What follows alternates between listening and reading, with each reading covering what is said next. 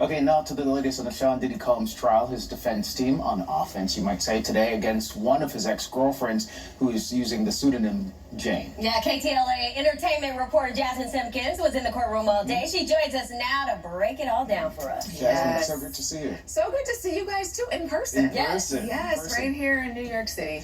A lot to break down. Okay. Yes. Today I feel like was a little bit more subdued when cross-examination started, but yesterday I feel like they finished strong, they being the prosecution. They really made sure to hammer in on some of the details, and we have been hearing since the very beginning, since opening remarks, that she was going to detail the worst night of her life. So we were all waiting. We were like, okay, here it comes. And she talks about this one incident where he assaults her. And the details are eerily similar to Cassie, the way he drags her by her hair, punching her in the head, repeatedly kicking her in the back, things of that magnitude. So she obviously became very emotional as she talked and detailed that night, and they had her go through it very slowly so that the jurors had a vivid picture, I think we all did, of what that night, as she called the worst night of her life, looked like. And she appeared emotional at times, being questioned by the prosecution. How was she today with cross-examination, though? Today she was quite different, a lot more assertive. I mean, even right at the beginning when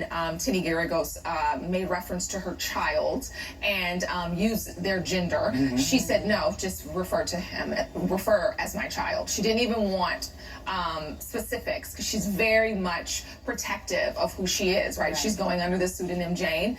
But the way she answered questions today, she had a very low register yesterday. Today, you know, a lot more confident, a lot more assertive with her answers. She even clapped back at one point when they were talking about gifts that Sean had bought other women.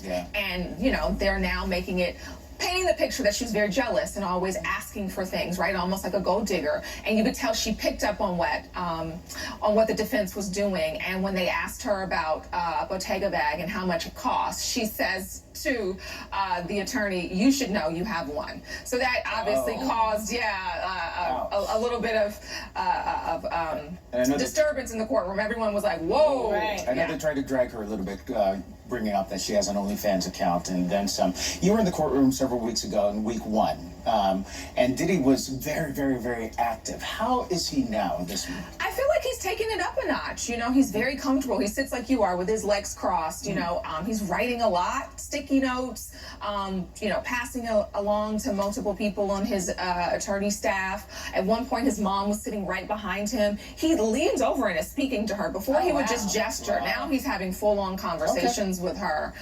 So yeah, today he got up and adjusted his pants and bloused out his, so he seems very much more comfortable, if that's a way to describe it. Interesting. Well, 4 weeks into it, you might be. Jasmine, thank you. Stick around for BT Awards. I will. We'll talk about it. BT Awards making a big splash to mark its 25th anniversary. Yeah, Kevin Hart hosting the show in Los Angeles. A comedian and some winners using microphone to get political at points. We'll have that story and much more coming up next. What a